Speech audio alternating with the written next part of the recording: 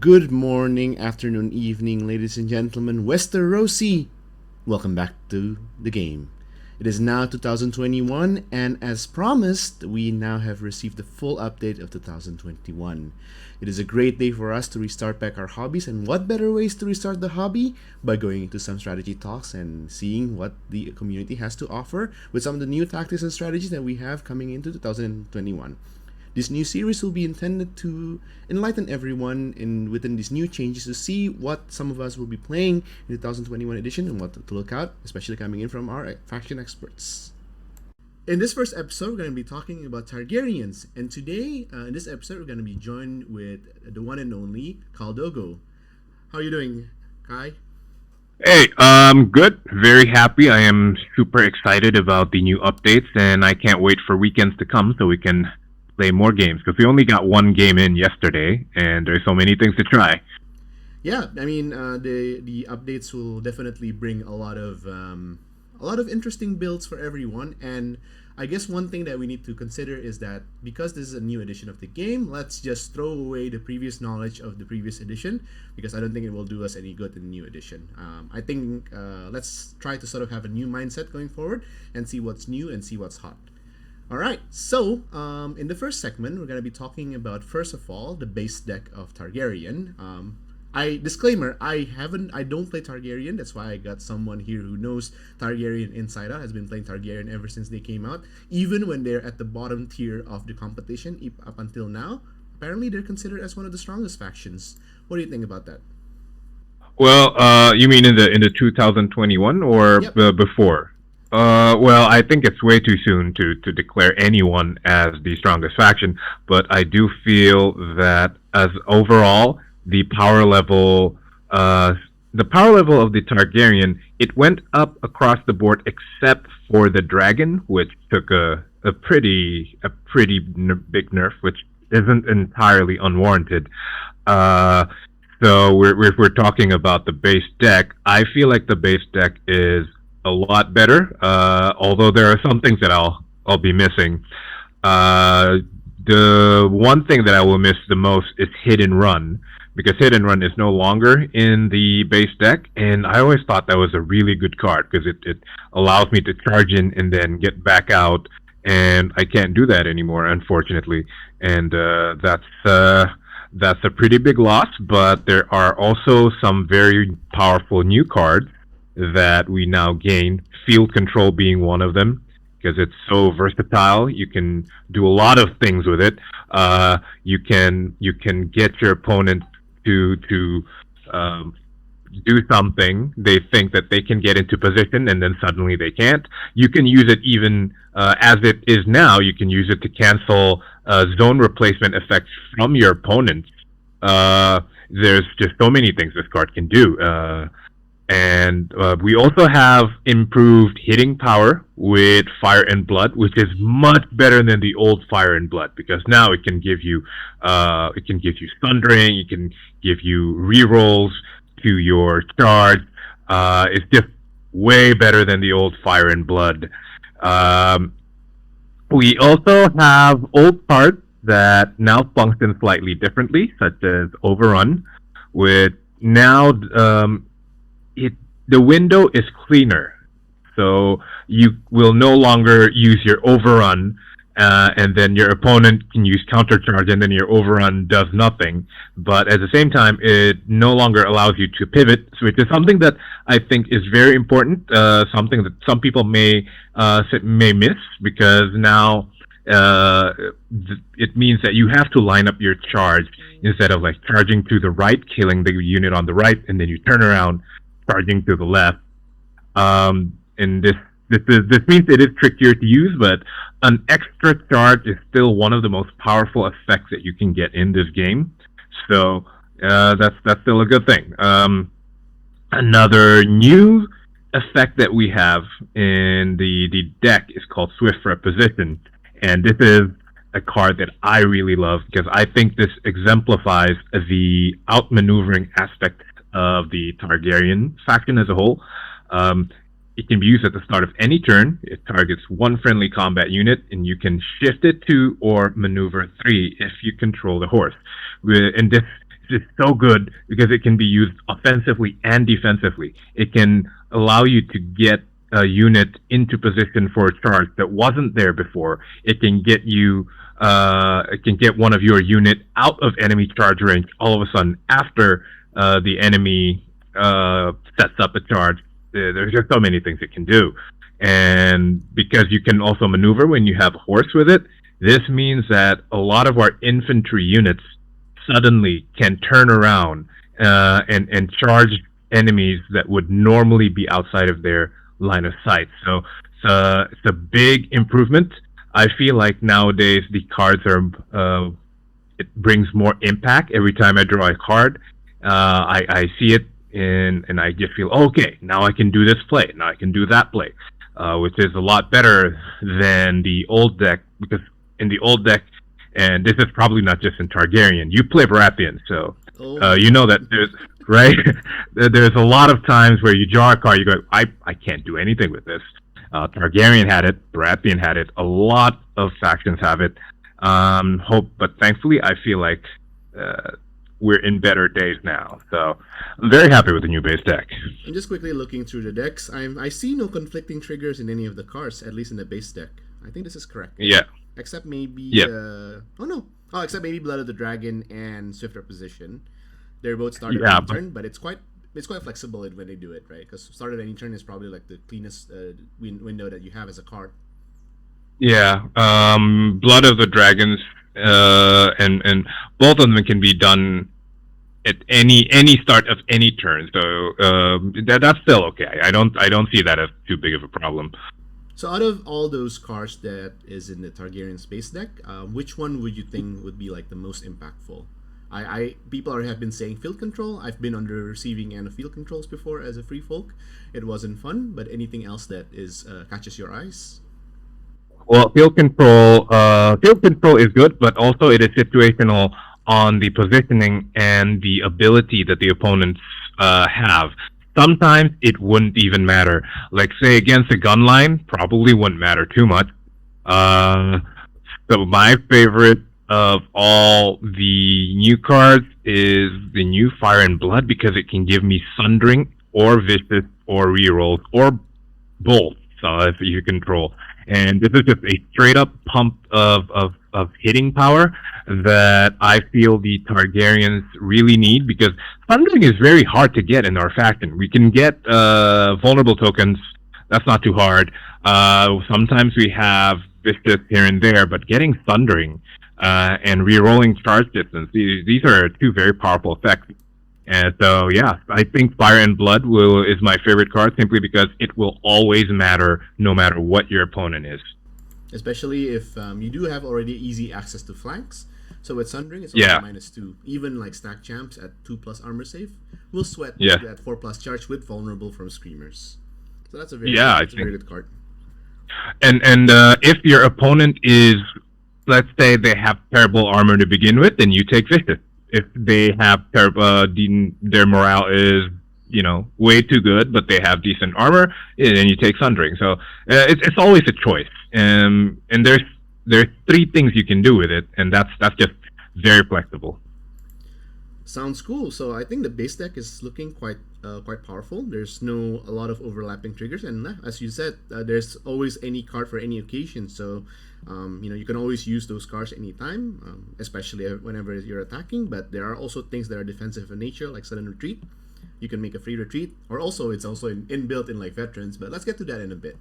Yeah. One last thing though, there's also some cards that have multiple effects. Like Unstoppable Advance can be used in two different situations, and this is a pretty new concept. I don't think there's anything like that in 1.6. Were there? I don't think so. There were. Yeah, so that's going to be fun. That's going to be fun to play with. Destroying Palisades, yeah. Yeah. Or searching for it. Dothraki gardening. Yeah, the Dothraki landscaping. That's what we do. You need a hedge destroyed. You need palisades removed. You send in the Dothraki. So one of the fun things about Targaryen is that by the design choice, they're given a fourth commander card, which replaces the existing cards in the deck. Now we've seen this concept before in 1.6 in Davos, with one of the cards replacing Ours is the Fury, but now it's granted to the entire Targaryen faction. So now the Targaryen has their fourth commander card replacing the base commander card. And I think that's a very interesting card, and all of them give +1 VP. And yeah, I've been on the opposite end of Adrivat more than a couple of times, and I've seen those powerful tempo turns with Adrivat.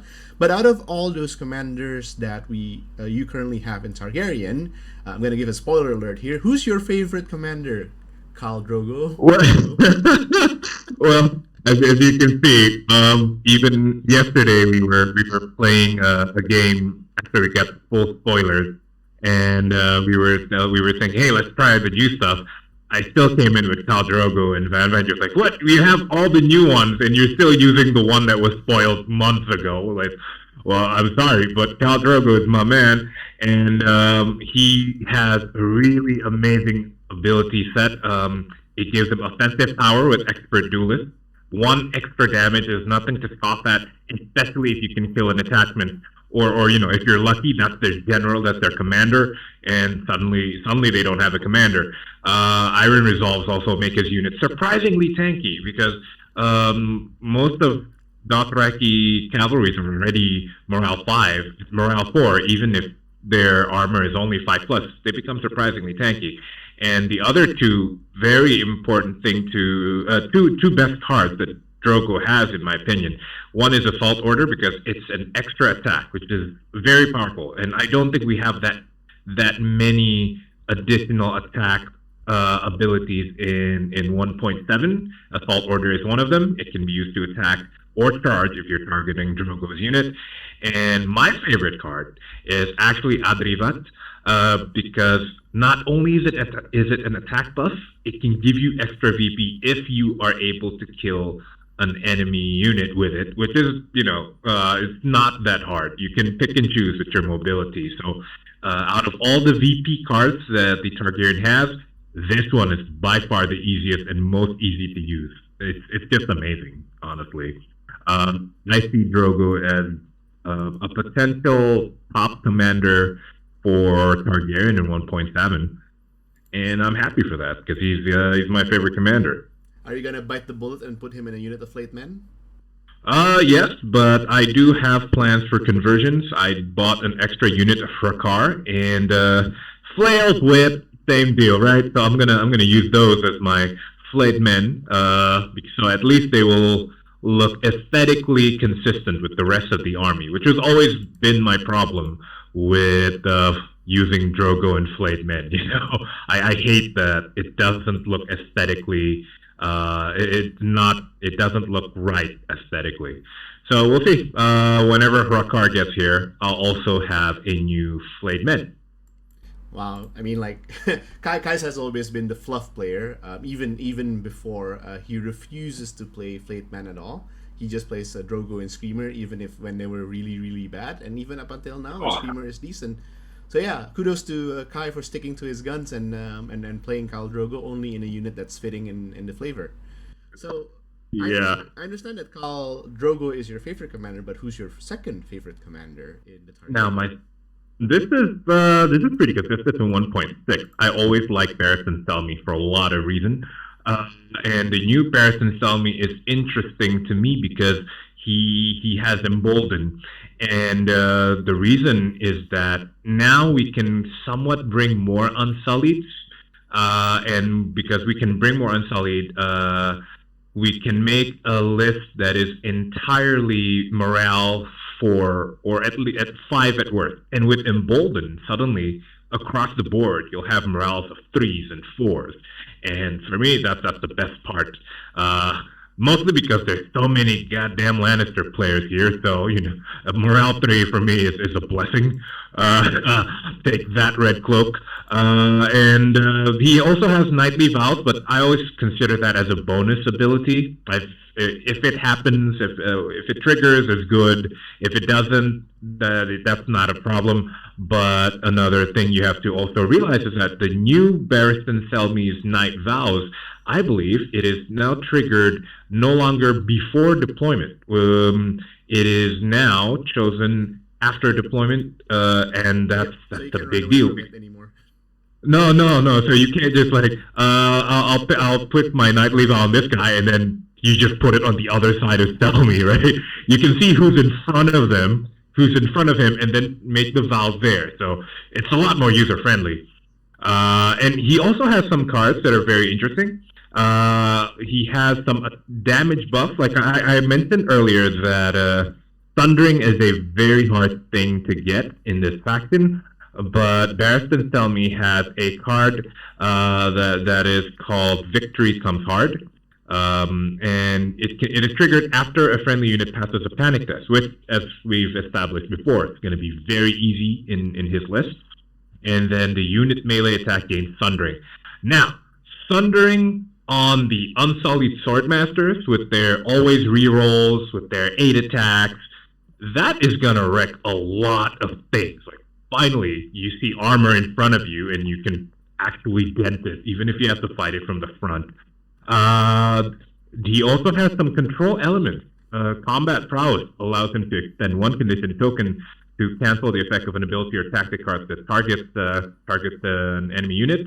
And this is very powerful, but it does require some setup, either from the tactic zones or tokens from Screamers or whatever, because we did lose one of our best attachments, the old Outrider Co. Now it no longer has to give us marked target, so it takes some more effort to spread those vulnerable tokens around.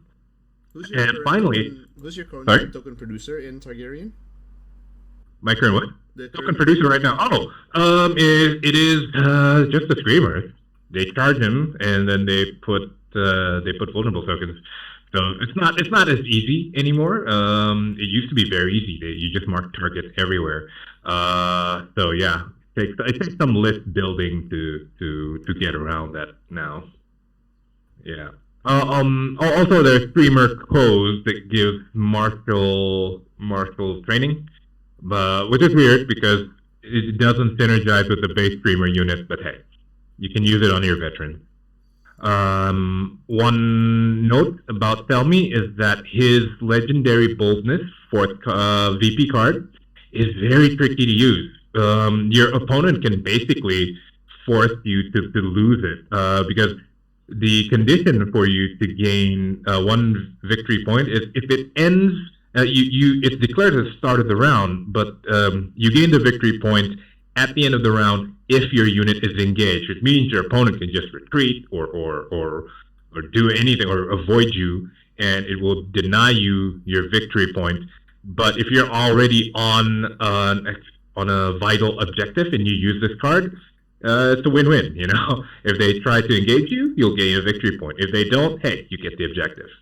So keep that in mind, and be mindful of the mind games that you're going to have to play with your opponents with Barristan Selmy. What's the best unit to put Selmy in? Oh man, I think it's with Selmy, I think you can go either way. You can go either Pikeman or Swordmaster. But I would go I would go Pikeman simply because you want him on an objective, scoring points.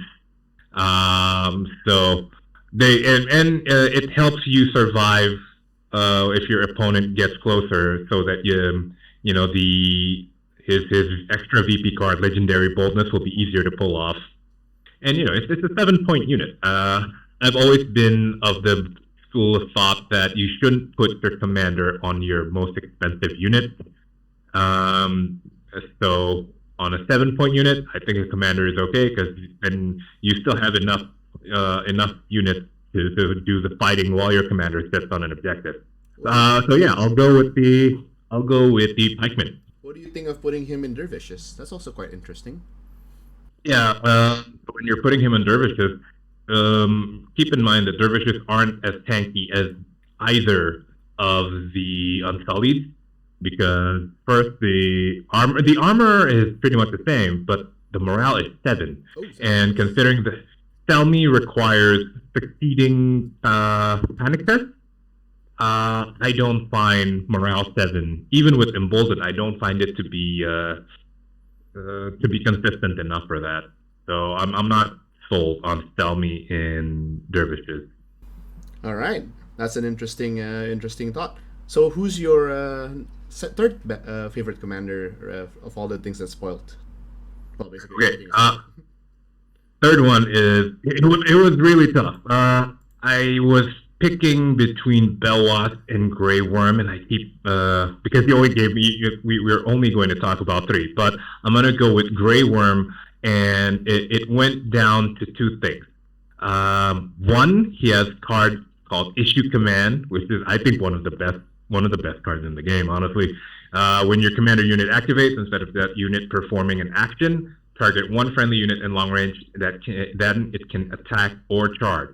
Extra attacks in a faction with a lot of fast cavalry, extra charges. Oh man, that's great.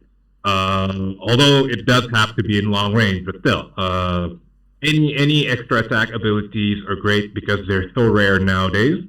And finally, he also has a card called Battle Endurance, which was a Baratheon card, right? I believe this used to be a Baratheon. That right? Elden guy, yeah. Yes.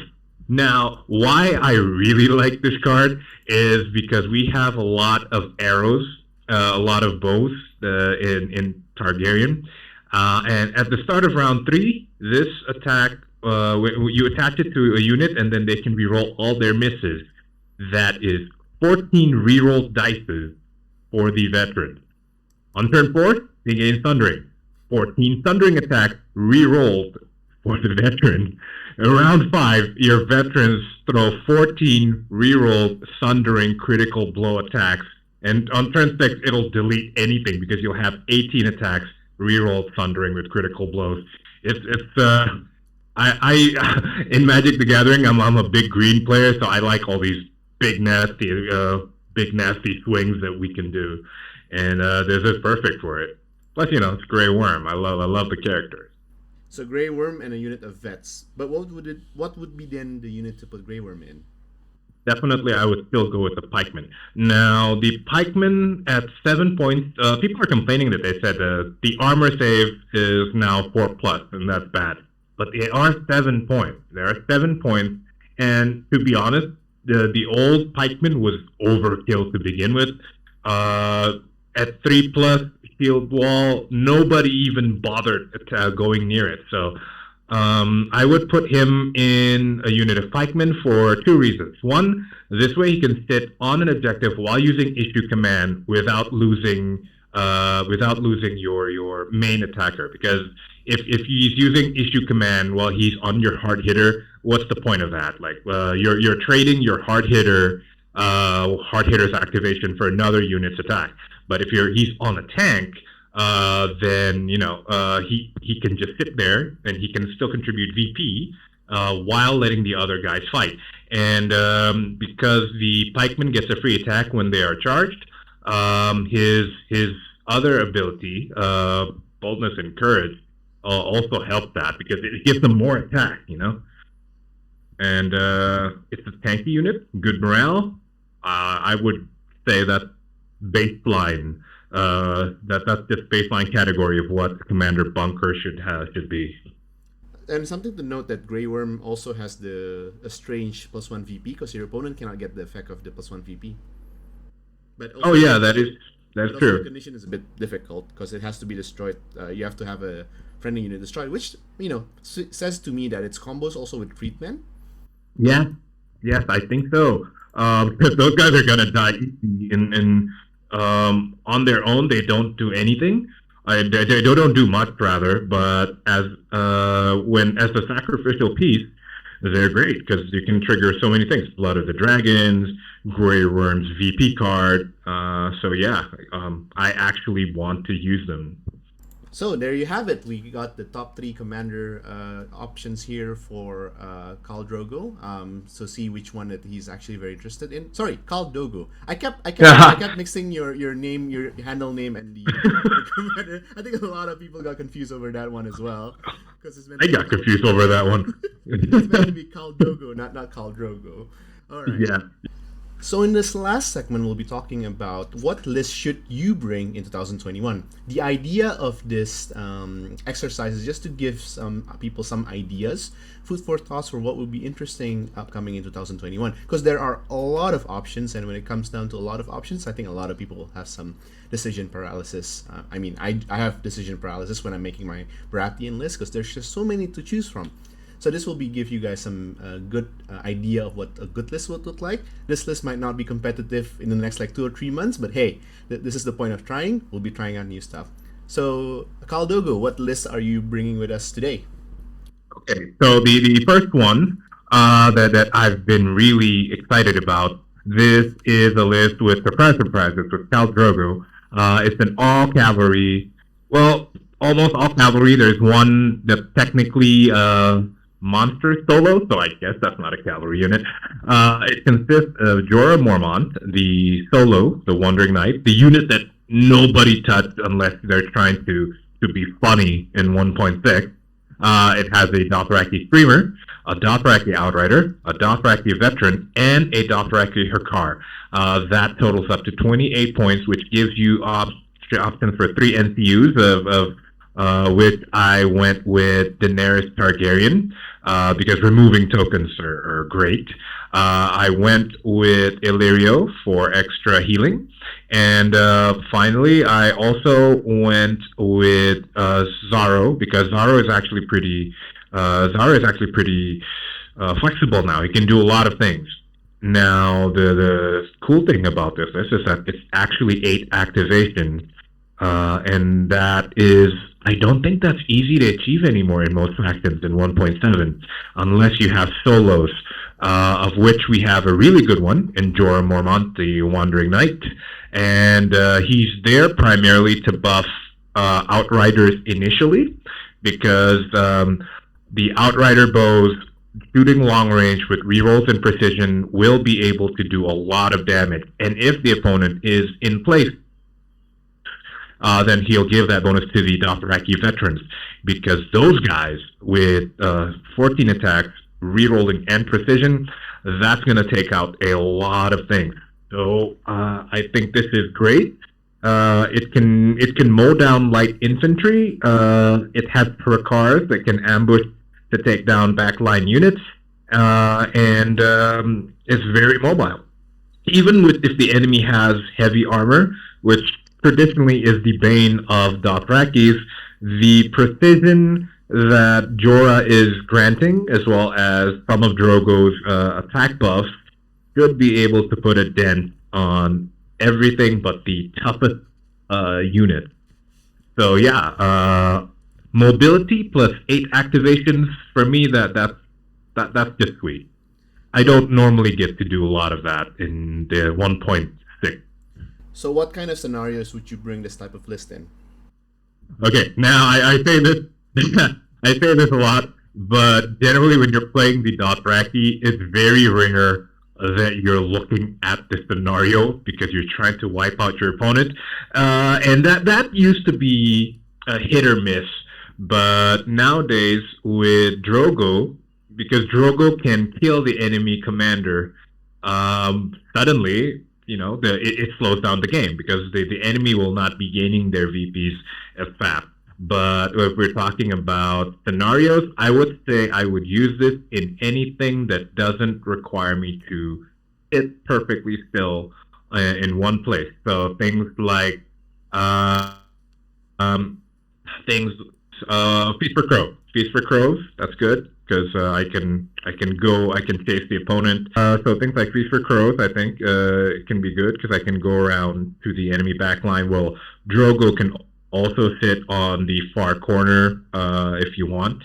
But this will be terrible in scenarios like Honed and Ready, where being somewhere lets you take hits because this list has terrible armor.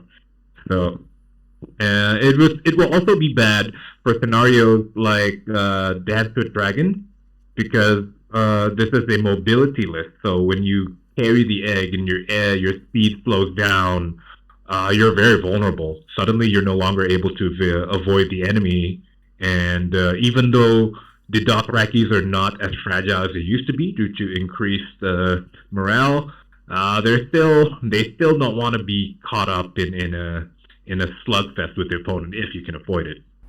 And that will be the job for your second list. So what is your second list would be then?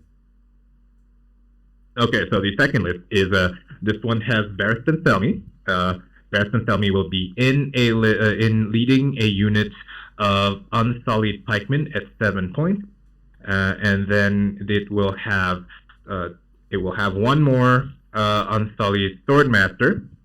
So is this one? I'm not.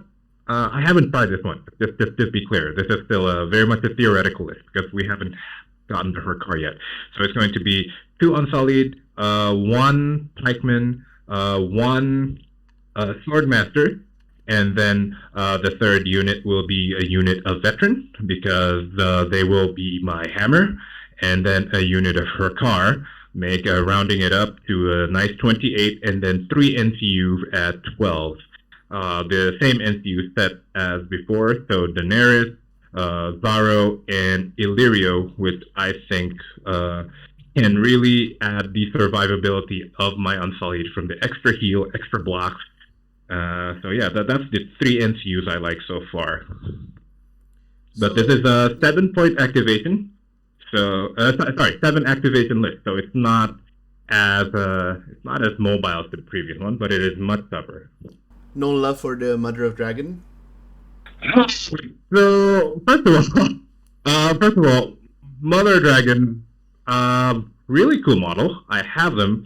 When in 1.6, I feel dirty every time I use them because my opponent just looks dejected. All right, and now they kind of fixed her. They kind of fixed the dragons a little bit, and but I feel it's so fragile, and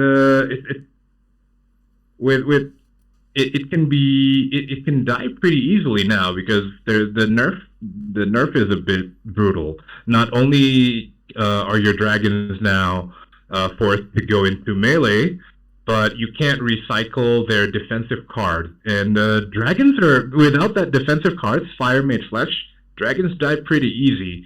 So I'm not very comfortable using them yet. Maybe if after I try them a few times, maybe I might change my mind, but I'm sticking to these lists for now because I feel like they can handle more situations right now.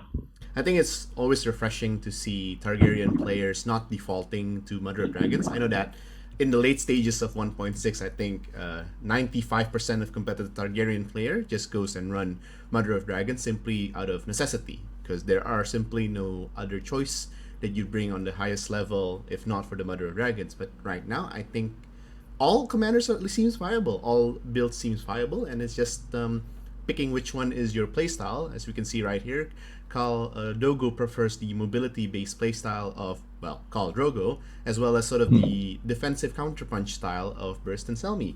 So these two lists will probably be quite interesting.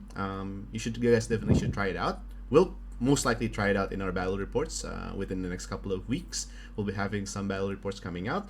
And if you guys would like to suggest some lists for us to try out, please feel free to leave in the comments, and we'll check them out and see if we can have them in the battle report. Any other closing thoughts for Targaryens for this episode of First Look into 2021, Khal Doggo? Well, I just want to say that try everything that the army has to offer. We have to start with a fresh mindset. Back in 1.6, there were really not a lot of options on how to build lists competitively, or even just building lists, period, because the point costs were so high. But now, if you look at across the board, we have so many different point costed units. We have units at 3 points. We have units at 5 points, 6, 7, 8.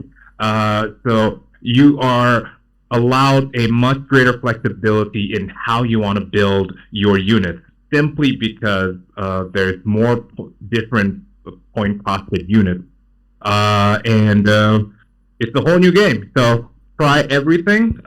See if you can find things that people haven't seen before, and have fun with it.